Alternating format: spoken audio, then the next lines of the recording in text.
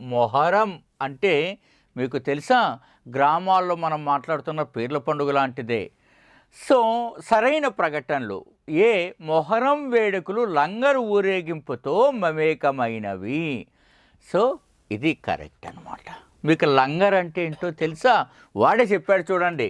లంగర్ అనగా ఏనుగంత బరువు కలిగిన బంగారపు గొలుసు అన్నాడు. Right, correct. ఏనుగంత బరువు కలిగిన అనేది ఆప్షన్స్లో ఇచ్చినా మీకు ఒక విషయం చెప్పనా, ఆ బరువు ఎంత ఉంటుంది? 40 పుట్ల బరువు కలిగిన పుట్ల, ఇంత 40 పుట్ల బరువు కలిగిందట ఈ బంగారపు గొలుసు. ఇది మన ఆర్కైవ్స్లో, హిస్టరీ ఆర్కైవ్స్లో ఇన్ఫర్మేషన్. పుట్టి అనే పదం తెలుగు పదం విన్నారా? ఇప్పుడు కూడా అంటూ ఉంటాయి. ఇప్పుడు కూడా కొన్ని ప్రాంతాల్లో ఉపయోగిస్తారు పుట్టి అనేది. 40 పుట్ల బరువు, అది కరెక్టేనండి. అంటే బి స్టేట్మెంట్ కూడా కరెక్ట్. ఆలం దబీర్ పురాలోని ఒక భవనంలో ఉంచబడింది. ఆలం అంటే ఏంటో తెలుసా మీకు? ఆలం అంటే ఒక రకంగా పీర్లకు పర్యాయ పదాలుగా వాడతారు. ఇంకా రకరకాల నానార్థాలు ఉన్నాయనుకోండి. ఇక్కడ దబీర్ పురాలో ఉంచబడింది. సో ఈ స్టేట్మెంట్ రాంగ్, అంటే సి రాంగ్ అనమాట. సో కాబట్టి ఇప్పుడు మీతో ఈ మరి ఎక్కడ ఉంచబడింది ఆలం అనేది? హుసేనీ ఆలం అసర్ఖానాలో ఉంచబడినది. ఇది మీరు ఇలా చదువుకోవాలి ఖచ్చితంగా. ఇది రేపు స్టేట్మెంట్ ఇవ్వచ్చు. చూడండి, హుసేనీ ఆలం అసర్ఖానా, ఇది అసర్ఖానా. ఇది చూడండి, హుసేనీ ఆలం అసర్ఖానాలో ఉంచబడింది ఈ ఆలం అనేది. ఇది ఎక్కడ? గోల్కొండ కోటలో ఉంటుంది. దీని వివరాలు ఇది చెప్తా. మొహరం వేడుకల సందర్భంగా ఈ బంగారపు గొలుసును ముక్కలు చేసి పేదలకు పంచేవారు.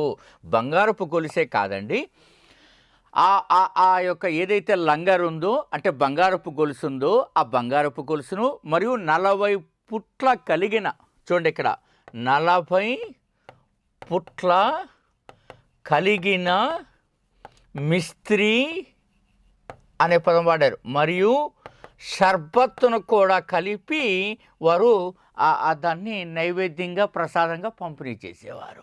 సో ఇది కరెక్ట్. అంటే ఏబిడి స్టేట్మెంట్ 4 కరెక్టు, అంటే 4 ఆన్సర్ కరెక్ట్ అనమాట. ఇప్పుడు వినండి, ఇంకా ఎంత బాగుందో చూసారా కుతుబ్ షాహీల్ది. ఇది ఆల్రెడీ అడగబడిందట ఎగ్జామ్స్లో. మరి మీరు ఇంత డెప్త్గా చదువుతున్నారా మిత్రులారా? హిస్టరీ అంటే గ్రూప్ 2కి సంబంధించి ఏపీ హిస్టరీలో చాలామంది మేము 70 దాటేస్తాం అనుకుంటున్నాం. 70 కాదు కదా, 50 కూడా దాటలేరు. అంత ఈజీ కాదండి. మనం జాగ్రత్తగా ఉండండి. నిన్న ఒక చిన్న శుభవార్త కూడా నేను మీతో షేర్ చేసుకుంటా. తెలంగాణ గ్రూప్ 3 సర్వీస్లో మనం ఇచ్చిన పాలిటీ, అంటే వాళ్ళకు మనకు బాగా మిక్స్డ్గా ఉన్న సిలబస్ ఇదే పాలిటీ. ఈ పుస్తకం 46 బిట్లకు వచ్చేసి 50కి 46 బిట్లు అన్నీ ఆన్సర్ చేశారు. మీకు కూడా చూపిస్తాను ఎక్కడెక్కడ వచ్చాయో మీరంతా కూడా చూస్తారు. ఇట్లా అన్నీ వచ్చాయి. ఈ వీడియో కూడా అప్లోడ్ చేసింటారు చూడండి. 50కి 46 మిత్రులారా, ఇది మనం సాధించినప్పుడు ఫస్ట్ ఇది చూడండి. ఇంకా సో ఇది మన ఆంధ్రుల సాంఘిక చరిత్రకు సంబంధించి, దీనికి సంబంధించి చెప్తా చూడండి. ఈ కులీ కుతుబ్షాల కాలం అంటే మీకు అందరికీ తెలుసు, బహమనీ సామ్రాజ్యం నుంచి విడిపడిన రాజ్యాలలో గోల్కొండ ఒకటి. గోల్కొండను పరిపాలించిన వాళ్ళు కుతుబ్ షాహీలు. ఆ కుతుబ్ షాహీల్లో మహమ్మద్ కూలీ కుతుబ్ షా, బాగా గుర్తుపెట్టుకోండి, మహమ్మద్ కూలీ కుతుబ్ షా అనేటువంటి అతను ఈ పండుగలను బాగా ప్రోత్సహించడం జరిగింది. ఈ మొహరం పండుగ గురించి మనకు ఇందాక ఇచ్చిన ఉంది కదండి, ఇక్కడ ఉంది కదా మొహరం. సో ఈ మొహరం పండుగకు సంబంధించి మనకు చక్కటి ఇన్ఫర్మేషన్ ఎవరిచ్చారో తెలుసా? ఈ మొహరం పండుగకు సంబంధించి షేర్వాణి అనేటువంటి పండితుడు ఇవ్వడం జరిగినది. ఈ షేర్వాణి పండితుడు ఇచ్చిన ఇన్ఫర్మేషను మనకు చాలా ముఖ్యమైనది.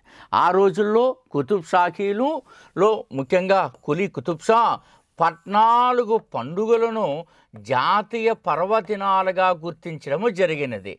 అంతేకాకుండా ఆయన కాలం వసంతోత్సవాలకు కూడా కాలం. మళ్ళీ రెడ్డి రాజులకి వెళ్ళిపోయారు, మీరు కర్పూర వసంతరాయలు అని చదివారు. ఇక్కడ వసంతోత్సవాలు జరిపి హిందువులు ముస్లింలు సమైక్యంగా జరుపుకునేవారు. ఇప్పటికీ ఆంధ్ర తెలంగాణ చాలా గ్రామాల్లో మొహరం పండుగల్లో హిందువులు బాగా పార్టిసిపేట్ చేస్తారు. అంటే అగ్నిగుండం తొక్కడం, కందూరు చదివించడం, ఇవన్నీ మొహరం పండుగ విశిష్టతలు. చాలా గొప్ప పండుగ. ముస్లిముల సమైక్యతకు, వారి యొక్క ఆదరాభిమానాలకు ఇది ఒక చిహ్నంగా కూడా చెప్పవచ్చు.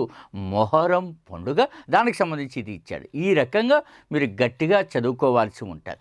మహమ్మద్ కూలీ కుతుబ్ షా వారి యొక్క కుమార్తె, నాకు తెలిసి హయత్ బేగం, ఈ అమ్మాయి ఈ మొహరం పండుగ 5వ రోజున, మొహరం పండుగ లేక 5వ రోజున ఏం చేశారు, ఈ లంగర్ ఉత్సవాలను ప్రారంభించారు. ఇది చాలా ఇంపార్టెంట్. హయత్ బేగం బచ్చి, హయత్ బేగం బచ్చి, ఇలా మీరు చదువుకోవాలండి.